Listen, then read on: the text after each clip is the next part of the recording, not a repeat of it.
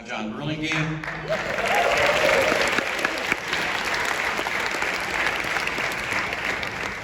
And if ever there was an artist in this town who needs no introduction, it would be this guy.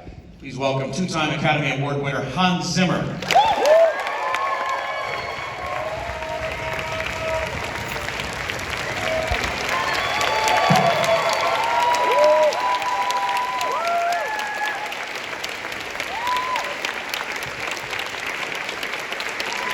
Thank you very much.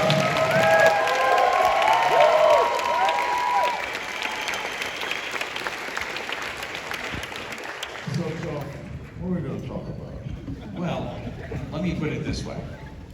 This is not just an unconventional concert film. It's a film of an unconventional concert. So, why did you want to do this? Oh, God, I mean, you know, the funny thing is, I mean, if you think about a film and you're interviewing people that have participated in the film, they usually haven't lived the film. I actually lived that film, if you see what I mean. And why did I want to do this film? I tell you why I wanted to do this film. I actually wanted to do this film not because of me, but I wanted to honor the musicians I was playing with.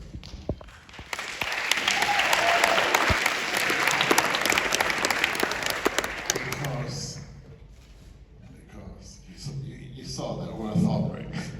To back it up a little bit, why did you want to do the concert itself? Why did you want to take your film music on the road, as it were? All right, okay, so it's sort of hinted at in the film. So what happened was, actually this is 10 years ago, 11 years ago actually, we're coming up to 11 years. I was in my studio, I don't know what I was doing, but Johnny Marr and Pharrell Williams came in. And they sat me down on my couch, and they sat a little too close. You know when people sit too close and you can't actually get up? And they started saying this thing, I mean, you can't hide behind a screen forever. You have to go up. You have to get out of your windowless room. You have to look people in the eye.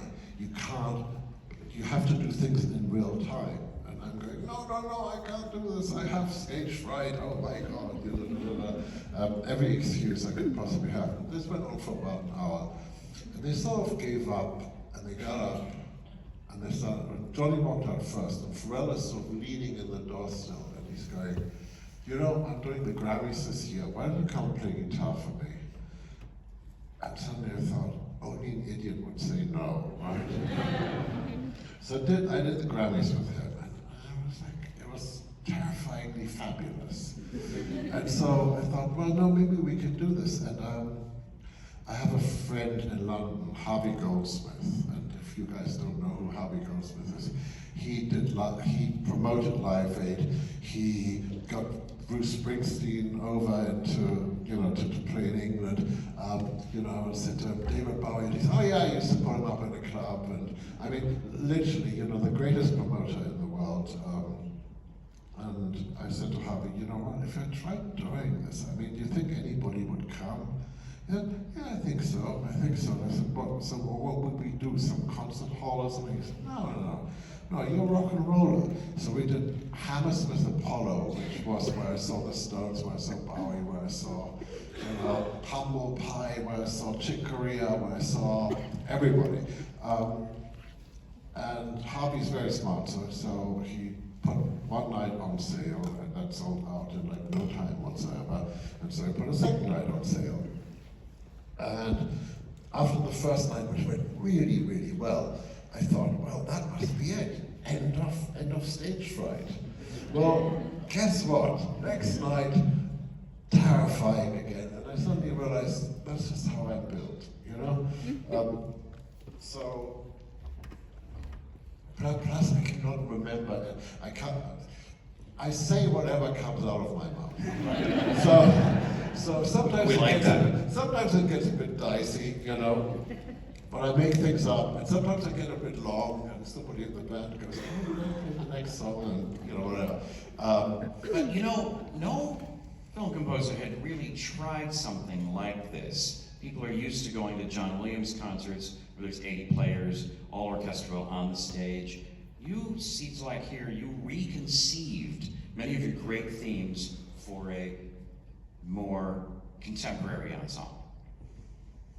Am I right? Well, yeah, it was just, look, it was just part of the people I like working with, and part of the people who are my friends, and you know, and if you think about the music, I mean, Lion King is very different from Wonder Woman, is very different from Gladiator.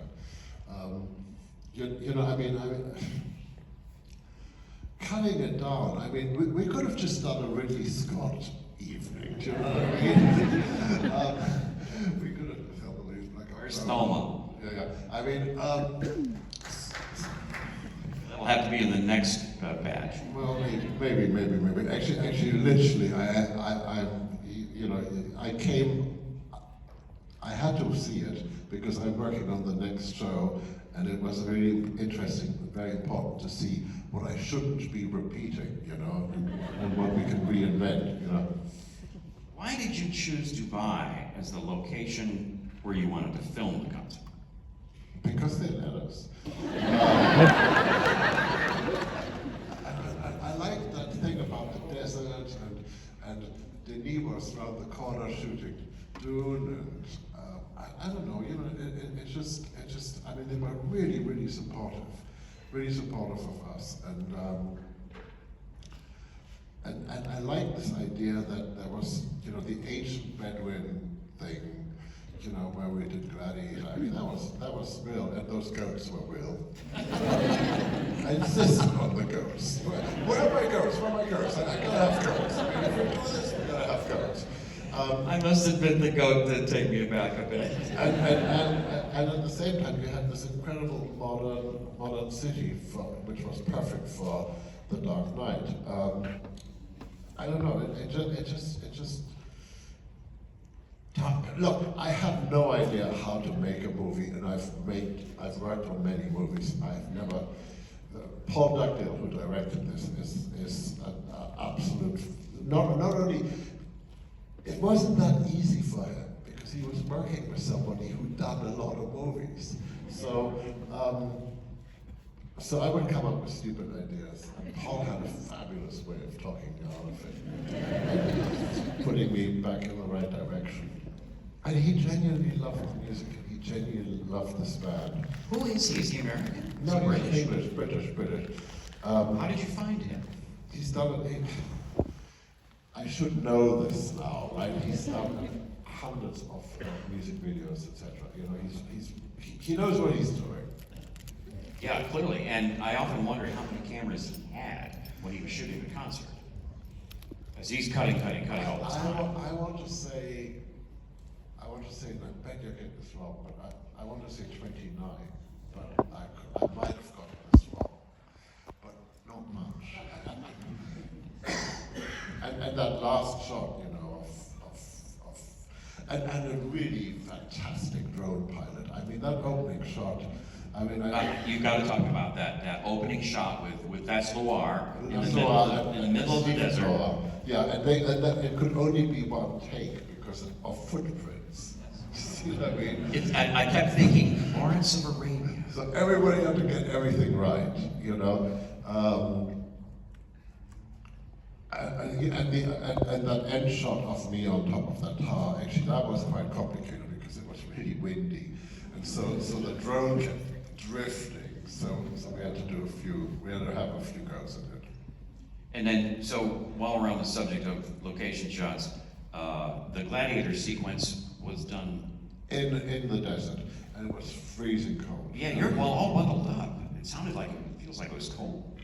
It was. Yeah, look, during the day it's unbelievably hot, and at night it's unbelievably cold, you know, and we were freezing, and it took a while to do that.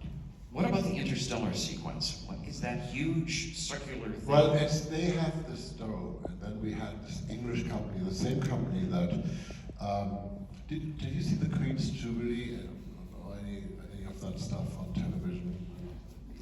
I mean, it was amazing what they had done to Buckingham Palace, and we actually got to play it. We got to play it we got to make a lot of noise in front of Buckingham Palace, which was really, there's a whole other story there. But they had done the projection mapping. And so, you know, we just loved what they did. And Paul knew them and said, okay, just knock yourselves out. And he came up with that idea of doing Interstellar in that dome. And I don't know if you saw at one point, he literally has the shot inverted, so we're floating. Yes. You know? A lot of great ideas just from Paul. And the other thing that's so impressive is the sound mix on this. It's really kind of extraordinary, right? Well, it's Colin Pink, who's our live sound engineer, who's fantastic, and the redoubtable, unbelievable, brilliant Steve Lipson. You know anything from where he produced all this great Ali Lennox album. He recorded all the Frankie Goes to Hollywood stuff and all that stuff, and Slave to the Rhythm for Grace Jones. What's wonderful about it is that when the musicians are playing a particularly quiet moment, like when you're on keyboards during Man of Steel, you don't hear a peep out of the audience. And I kept thinking, God, the audience was like that. I mean, no, it's the end. Actually, the end is real. It's really me playing in front of the audience still, even though I have been transported onto this building. I always know if the show works if when I get to the end and I play time and it's just me and the piano and I try to play as quietly as possible and you don't hear a peep out of the audience. I know I've actually touched them. I know I've done well. I know we've done well. The band has done well. I know we got them. How did you decide what the lineup of music should be? Seems like you've done over 100 films now, and yet this felt like Hans's greatest hits. Well, it's sort of, you know, it's relatively democratic. It's the band, you know. Like we did Coachella, and I'm going, well, we're not going to do Lion King, we're not going to do a kids movie, right? And Niall Marr, Johnny Marr's son, who was 21 at the time, goes, Hans, get over yourself. It's the music of my childhood. We're doing Lion King. So we're doing Lion King. And he was right. I'm looking out, and then 80,000 grown-ups crying. So a lot of the choices are made by my musician friends, because quite honestly, I find fault with everything I've written, and I find when they start playing, bless you, buddy. Well, that was quite a sneeze. And it would have been cut out of the movie. Honored.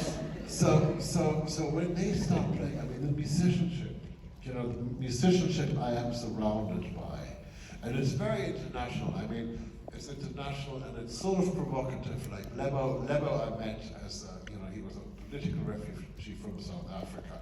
The orchestra, literally, that is the story. They are Ukrainian, and we managed to just get them out. The war had started, and it was really difficult for them.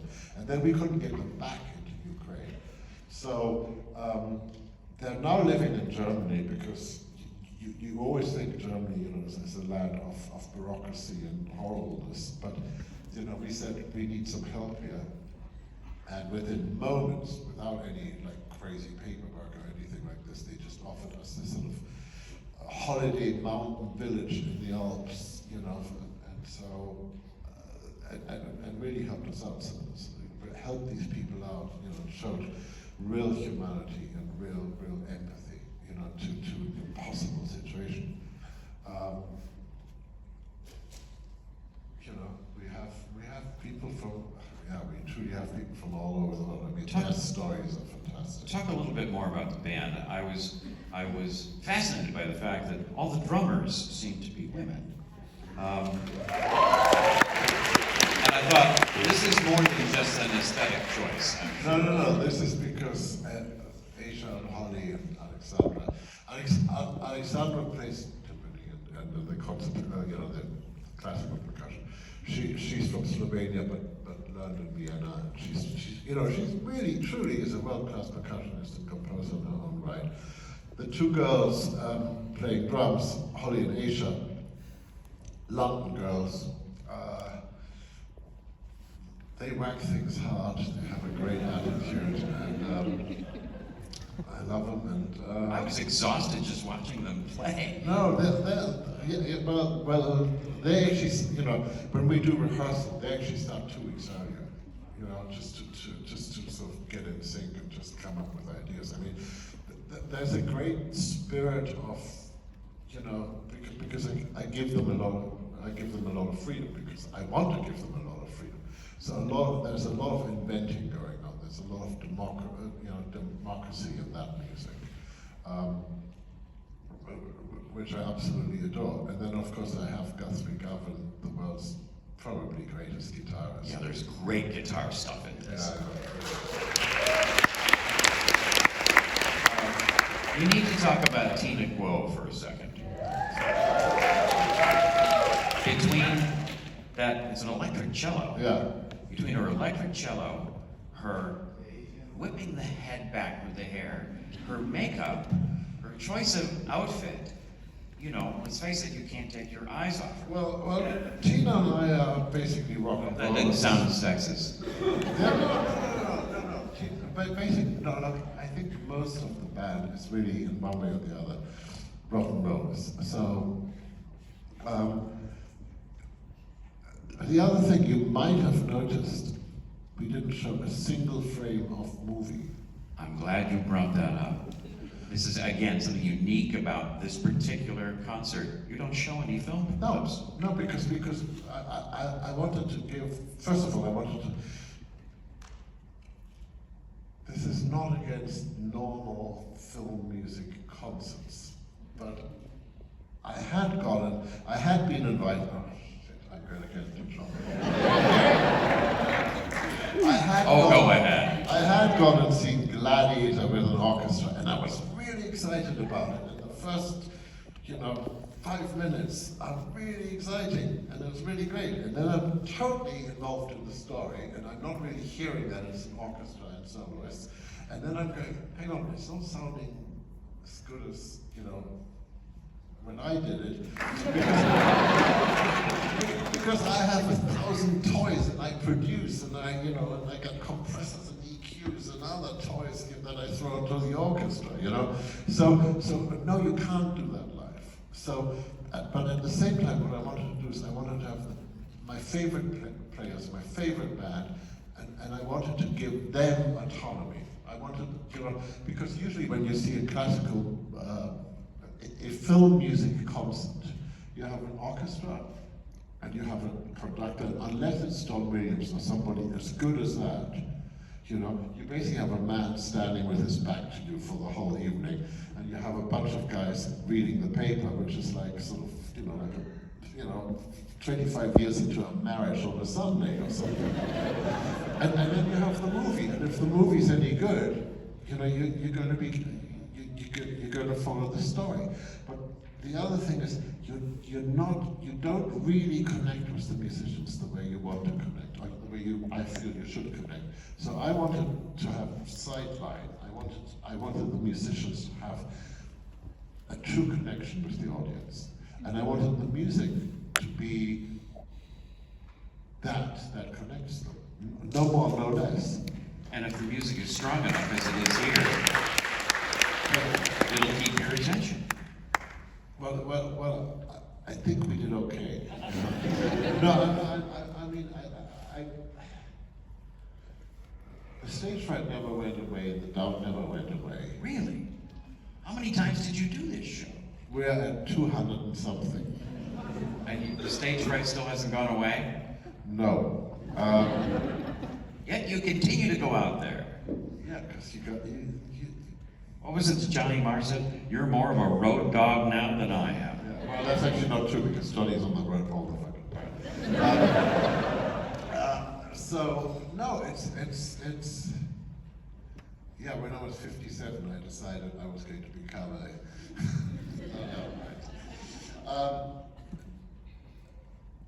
but it's just a different way. It's just a different way of looking at film or looking at music. I mean, look, all the things that people said to me that I shouldn't be doing. Keep the pieces short. You know, the audiences, the attention span of the youth or the audience, whatever, you know, is tiny. Bullshit. You know, people are people. And if you entertain them, and if you find a way of getting through it and doing something interesting and doing something emotional, people will stay with you, will pay attention. You know?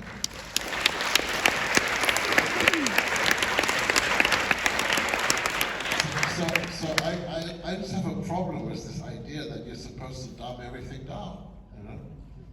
Can you talk a little bit about the structure of the film? Again, one of the unique things about this is that we take a pause every so often from the concert and have you in conversation with your fellow filmmakers and musicians, and it's a really sort of delightful. Plus, it's in black and white, which is interesting. Well, that was my idea. I stole that basically, and it's a different format. I stole that from The Bright Stuff, which is one of my favorite movies. And it was Paul's idea to do the interviews, because he wanted to just dig a little deeper about, you know, why and how and what for, you know, and to bring the friends in that I had worked with. And the other thing is we didn't have an intermission. Well, because normally we have the concert's 3 hours long and we have a 20-minute intermission. We didn't have an intermission, so this was a way of just staying with the subject, but at the same time giving you a little bit of a break from, you know, the subwoofer, you know, taking your head off. I particularly love the Billie Eilish and Phineas segment, where they talk about the fact that your collaboration on the Bond film was sort of key for them to sort of then move forward and do other projects, other collaborative projects. Well, they were including Barbie. They were, yeah. I mean, they were very young, and actually, it was Leah Bullock who said to me, you know, you're going to find a pile of tapes. Everybody will have submitted something for Bond, but there's this little song, you know. Oh, did Leah sort of point you in that direction? Yeah, she pointed me in that direction, and I listened to the pile of things, and then I had forgotten the conversation, and then I heard the Billy song, you know. This is beautiful and it's different because everybody expects this huge song for Bond, right? So I went to Barbara Broccoli got it straight away, but you know, everybody else was a little doubtful. And then somebody said, "But hang on, it has nothing to do with the movie." And I'm going, "Yes, it has nothing to do with the movie because they haven't seen the movie." And Barbara went, "Buff," and the next day they were in the cutting room. You know, they had flown over from LA. They were in the cutting room. And we just. But the great thing was. We didn't start working together, we started playing together. We became friends, we became, you know, it became, I don't know, it became what it's supposed to be, you know, yeah, collaborative. And what was great about them was that they were crediting you with putting them at ease in this brand new situation they'd never found themselves in. And I think that's probably true with many other collaborators you've had, because you just are interested in making music, making great art. Yeah, I mean, you know, we can. See, I never thought I would do a Bond movie because Barbara Broccoli and I have been friends for years, but it never. But it had occurred to me that doing a Bond movie, if I get it wrong, could ruin the friendship, and it was more important to me to have the friendship than to do the movie.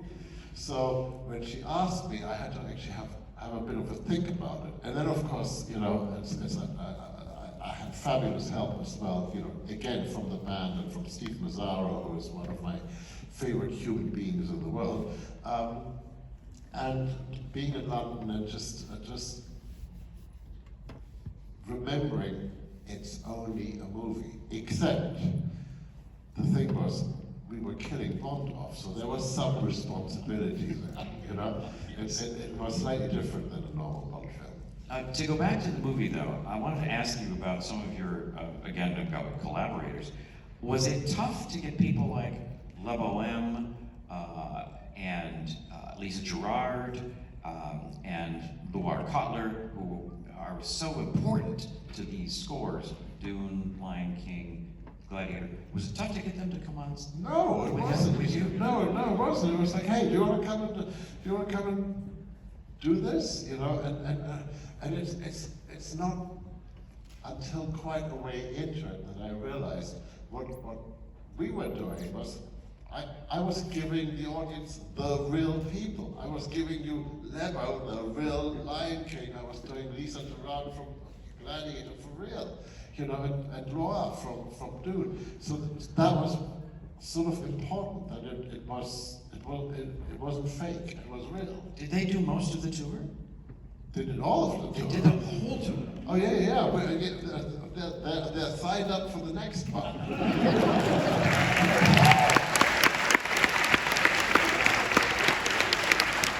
Speaking of Loire, you know, the key voice of Dune, every time she sings, it seems like she's ruining her voice you. It's just on the edge. It really is just on the edge. There are a couple of things. There's one thing you don't see in the film because we did it differently. In Interstellar, we have an aerialist, and she floats above the audience. And then there's some days where I'm going, don't do it. I have a bad feeling. I think you're going to splat down. And we have, you know, we have this sort of rehearsal what happens when she falls, which is really not very nice. So why did that not make the film then? well, because we were doing this other thing with Interstellar, you know, with the projection. Yeah. But people are prepared to really. They take performing very seriously. You know, they take giving something to the audience, incredibly seriously. So they give their all. You know, and every night they give their all. I mean, I can't think of a show where we came off stage and somebody said, I wasn't really doing it tonight, you know. It's exhausting, by the way, you know, because it's 3 hours, which doesn't sound like a long work day, does it? But it's 3 hours in front of 20,000 people, and you're speaking to them, and you're getting all this stuff back from them, and you're giving them everything, and by the end of it, I don't know how it works. All I know is, you know, I'm wrecked. But you're a road dog.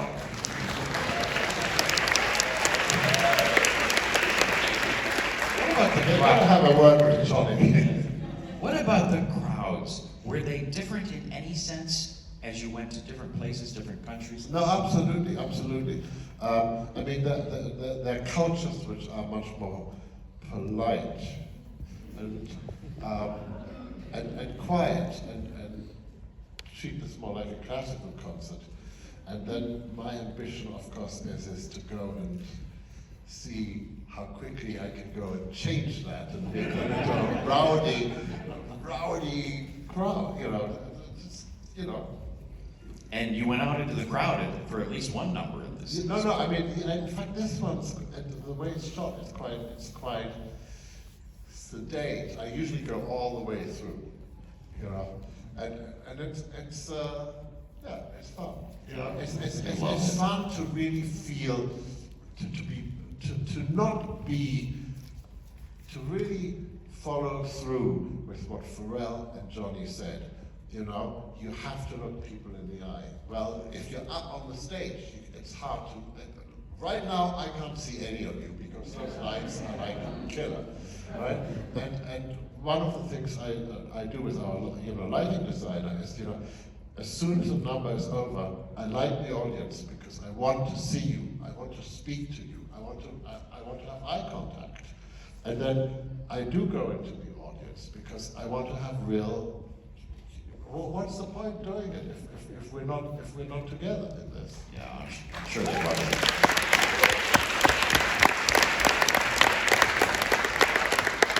I'm glad you So you didn't think it was all that bad? I'm also glad you mentioned the lighting, because the lighting design of this is extraordinary. John Featherstone. So here's how family things work. So Johnny Marr gets me to go and do these shows, and because Johnny's got his own career, it's his son Niall playing guitar, and John Featherstone is his godfather. So you know, it's really family stuff. I mean, the lights are pretty vital to this. You know. So you're saying that you're going to go back out on the road, and when will this begin, and how different will the shows be? The show, well, I think the show will be very different. Right now the show is Is in your head.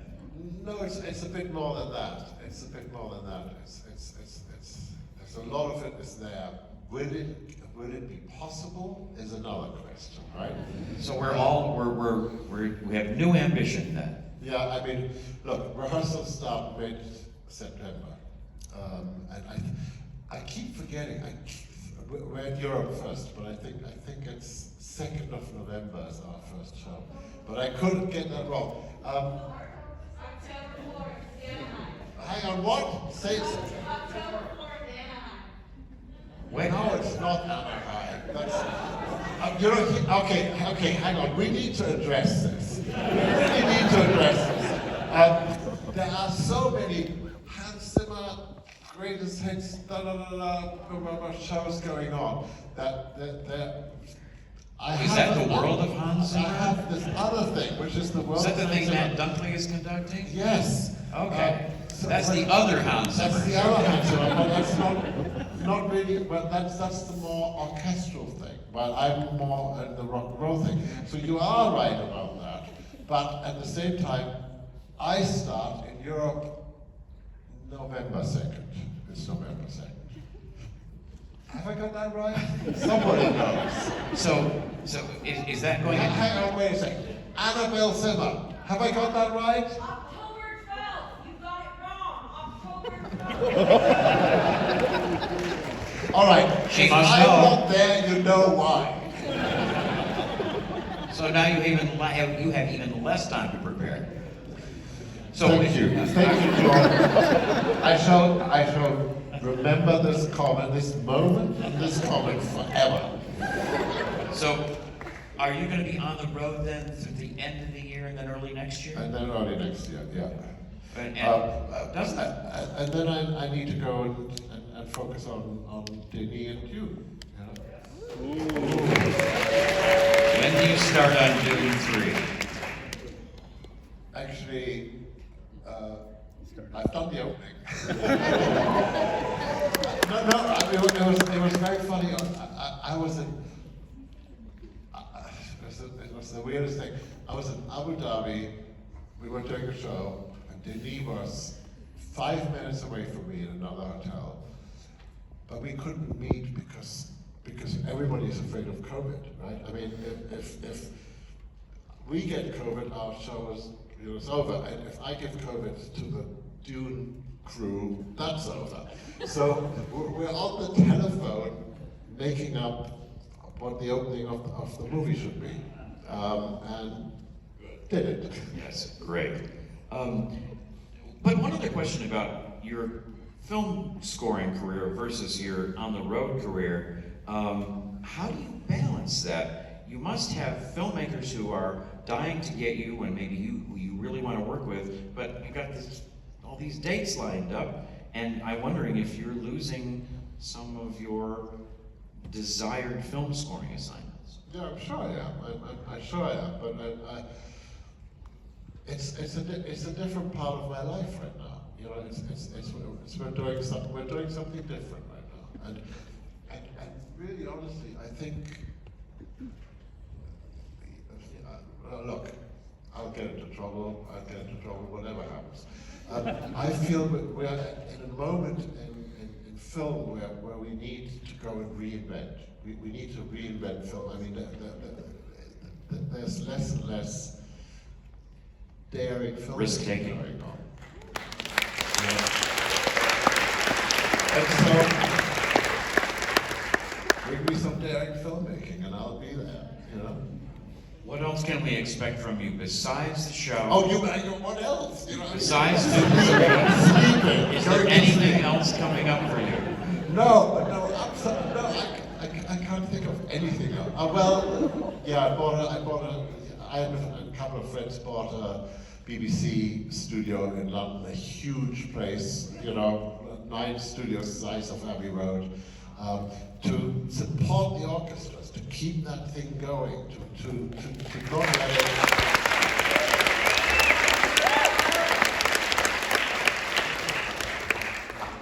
It's probably one of the worst and most stupid ideas I've ever had. But I'm doing it.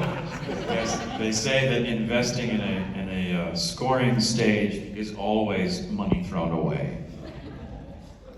That's on a good day, yes. No, absolutely. Well, artists, you know, for instance, it'll be different. For instance, I have an artist in residence. I have Johnny Marr as the artist in residence. We actually bought an apartment just next door. So we're starting to do something which is going to be different. Because right now I just feel, let's shake it up, you know. I mean, we always shake it up, but right now I have the opportunity to really shake it up. One last question. Will you bring your show, your rock and roll show, to America soon? Absolutely, yeah. How soon? I don't know how soon. No, let's be honest. I rushed from the studio where I'm trying to get a new version of Dark Knight arranged, you know, where I'm working without any sleep. Here, come to see the movie, talk to you, rushing back to the studio, do the European tour, figure out, you know, when we go to America, you know, which it'll either be Asia next or it'll be America next. On that note, please help me thank Hans Zimmer. Thank you, all of you, thank you. And John, thank you.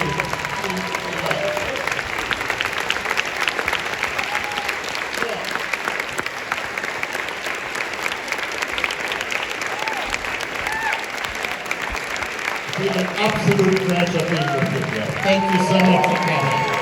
Have a great night.